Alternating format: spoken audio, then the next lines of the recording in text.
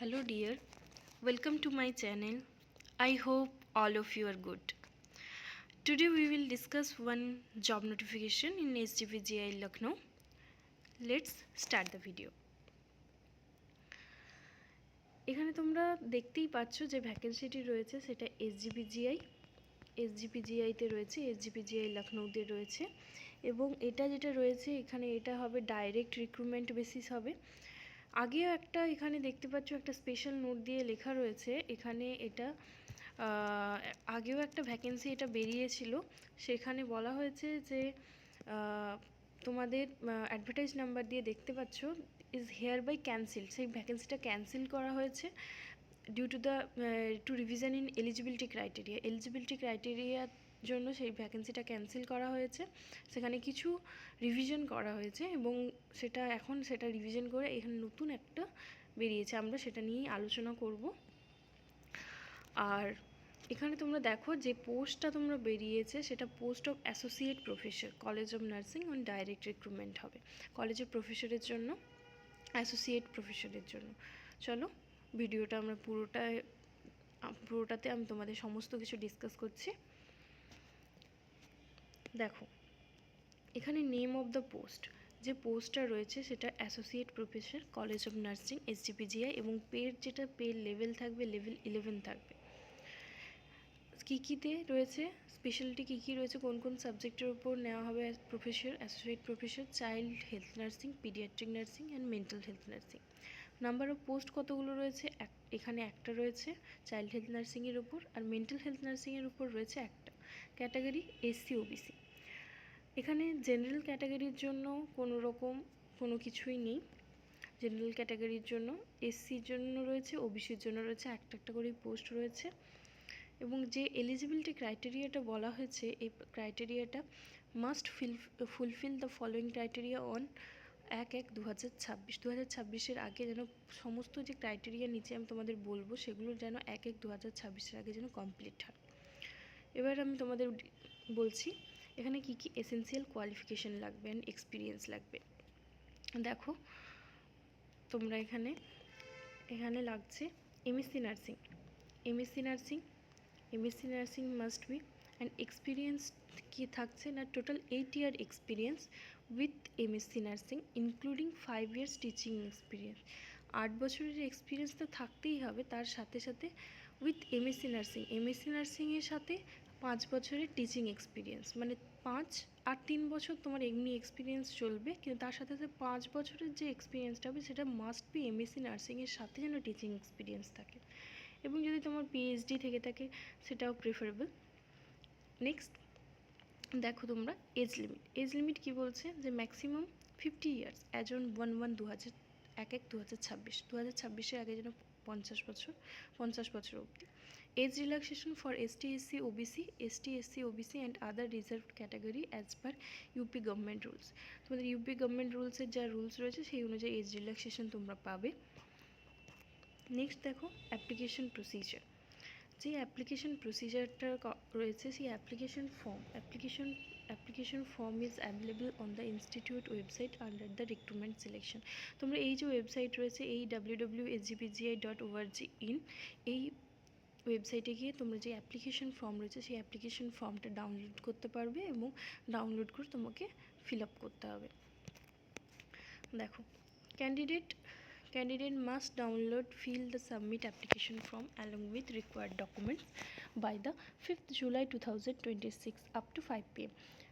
5টা অবধি এটা ওরা ডকুমেন্টসটা রিসিভ করবে, মানে দেখো লাস্টে আবার লেখা রয়েছে, আমি বলছিলাম the application should be sent via speed post and registered post the following address. মানে ওরা তোমাকে অ্যাপ্লিকেশন ফর্মটা ওই যে আগের তোমাদের যেটা বললাম, এই যে দেখো আগের যে এই যে তোমাদের এই ওয়েবসাইটটা রয়েছে এই ওয়েবসাইট www.sgpgi.org এই ওয়েবসাইট থেকে ডাউনলোড করে ফর্মটা ফিল আপ করার পর দেন তোমাকে ফর্মটা ফিল করে স্পিড পোস্টের থ্রু পাঠাতে হবে এবং সেটা যেন ওরা রিসিভ করে নেয় 5th July 2026 up to 5 PM 5টার মধ্যে। তারপরে যদি কোনো রকম ডিলে হয় তার জন্য ওরা রেসপন্সিবল থাকবে না।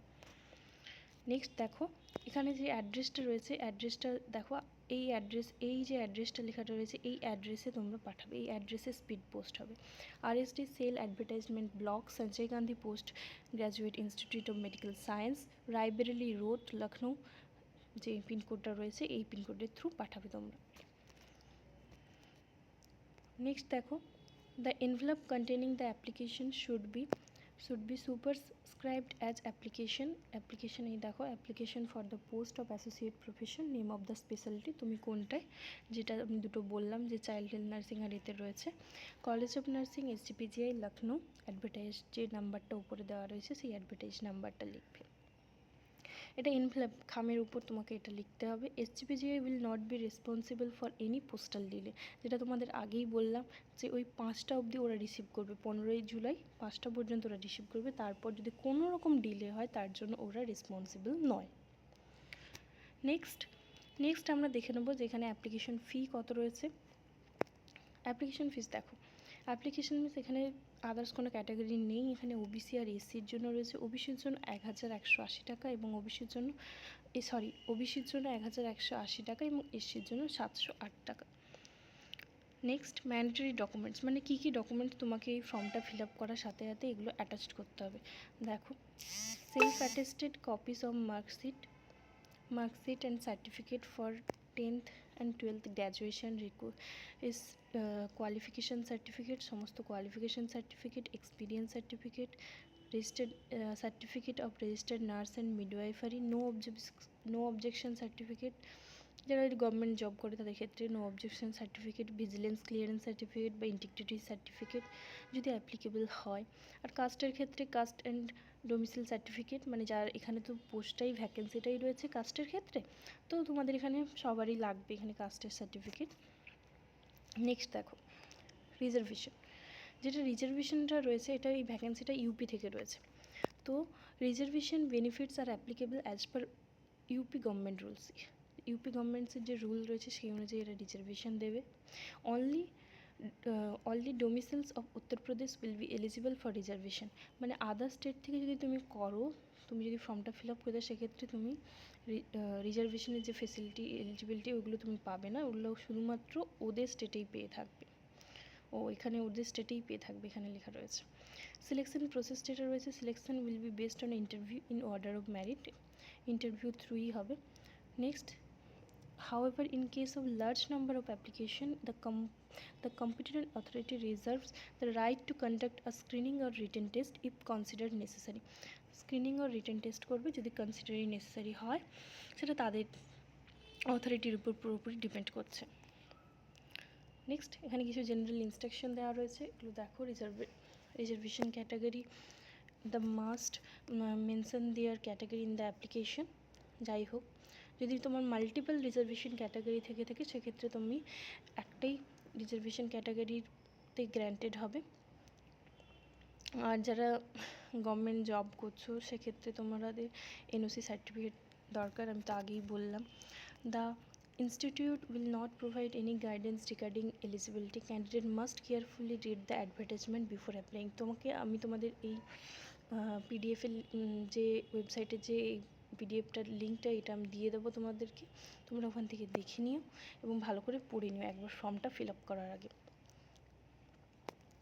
নেক্সট, কিছু ইম্পর্টেন্ট নোটিশ রয়েছে, এগুলো তোমরা একটু কেয়ারফুলিভাবে পড়ে নিও সাবমিট করার আগে। কোনো কিছু রয়েছে কিনা, date of birth mention in the, date of birth যেটা রয়েছে এখানে দেখো, ক্লাস 10-এর মার্কশিটে যেটা রয়েছে এবং certificate will be considered final consider করবে। মাস যেগুলো সাবমিট করবে, অরিজিনাল ডকুমেন্ট, অরিজিনাল ওই ফর্মটার সাথে যে অরিজিনাল সেলফ অ্যাটেস্টেড কপিসগুলো জমা করবে, টেস্টিমোনিয়ালসগুলো, সেগুলো যেন সেলফ অ্যাটেস্টেড হয়। Selected candidate must undergo a medical examination as per institute rules. After selection, the institute reserves the right to accept or reject any or all application, cancel or withdraw the vacancy without assigning any reason, সেটা তাদের কাছে reason রয়েছে। এবং তোমার যদি কোনো রকম query থেকে থাকে, ফর কোয়ারিজ এখানে একটা ফোন নাম্বার প্রোভাইডেড করা হয়েছে এবং ইমেল প্রোভাইডেড করা হয়েছে, ইমেলের থ্রু তোমরা করতে পারবে। এবং লাস্টে তোমরা এইরকম PDFটা ডাউনলোড করার পর লাস্টে এরকম একটা অ্যাপ্লিকেশন ফর্ম পেয়ে যাবে। এই অ্যাপ্লিকেশন ফর্মটা তুমি পুরোটা তোমাকে ফিল করতে হবে, ফিল করে তার সাথে ডকুমেন্টস অ্যাটাচড করে তোমাকে আগেই যে তোমাদের আমি অ্যাড্রেসটা বললাম ওই অ্যাড্রেসে তোমাকে পাঠাতে হবে। বলছি এই স্পিড পোস্ট বা রেজিস্টার্ড পোস্টের থ্রু এটা যেটা রয়েছে সেখানে তোমাকে এইভাবে এই অ্যাড্রেসে যেটা তোমার আগেই মেনশন করেছি স্পিড পোস্টের থ্রু বা রেজিস্টার্ড পোস্টের থ্রু পাঠাতে হবে। চলো, এটাই আজকে বলা ছিল। নেক্সট যদি আর কোনো ভ্যাকেন্সি এসে থাকে সেগুলো নিয়ে আমরা আলোচনা করতে থাকবো পরবর্তী ভিডিওতে। আজকের ভিডিওটা এই এতটাই পর্যন্ত। যদি তোমার ভিডিওটা ভালো লেগে থাকে আর ভিডিওটা যদি তোমাদের হেল্পফুল বলে মনে হয় তাহলে তোমরা তোমার বন্ধুদের সাথে শেয়ার করো, লাইক শেয়ার সাবস্ক্রাইব করো। চলো, আজকের ভিডিও এতদূরে। Thank you for watching.